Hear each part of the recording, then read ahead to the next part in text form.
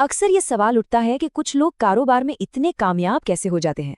आज हम इसी की तह तक जाएंगे और समझने की कोशिश करेंगे कि जो सबसे अमीर कारोबारी हैं, उनकी सोच बाकी लोगों से अलग कैसे होती है। तो चलिए इस विश्लेषण को शुरू करते हैं एक बहुत ही दमदार दावे से।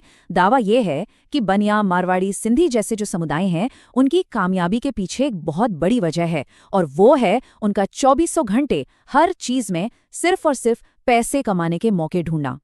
और पता है, यही जो सोच है ना, ये जिंदगी में एक ऐसे मोड़ पर ले आती है जहां से दो बिल्कुल अलग अलग रास्ते निकलते हैं। एक रास्ता है नौकरी वाली सोच का।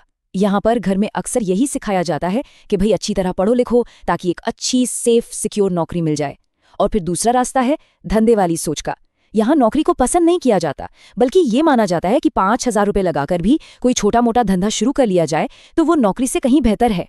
अब देखिए, यहाँ तर्क ये दिया जा रहा है कि ये सिर्फ एक चॉइस नहीं है, ये तो बचपन की कंडीशनिंग का नतीजा है। मतलब बच्चे अपने घर में, अपने समाज में पैसे, करियर और रिस्क को लेकर जैसा माहौल देखते हैं ना, बस वही सीख जाते हैं।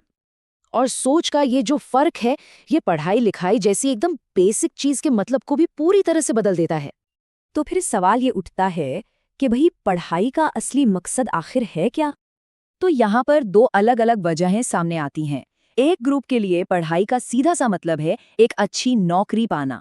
वहीं दूसरे ग्रुप के लिए ऐसा माना जाता है कि पढ़ाई शादी ब्याह के लिए, अपना सोशल स्टेटस, अपनी सामाजिक हैसियत को बेहतर बनाने का एक जरिया है। तो सवाल ये है कि जब एक पूरा का पूरा समुदाय इस बिजनेस फर्स्ट वाली सोच को अपना लेता है, तो असल में होता क्या है? इसका नतीजा हमें असल दुनिया में कैसा दिखता है? चलिए इस मानसिकता की ताकत को समझने के लिए एक बहुत ही जबरदस्त आंकड़े पर नजर डालते हैं। और इसका एक जीता जागता जबरदस्त उदाहरण मिलता है अमेरिका की होटल इंडस्ट्री से। जरा ये आंकड़ा देखिए, 40%। चौंकाने वाला आंकड़ा है ना? दावा ये किया गया है कि अमेरिका के 40% होटलों के मालिक गुजराती हैं।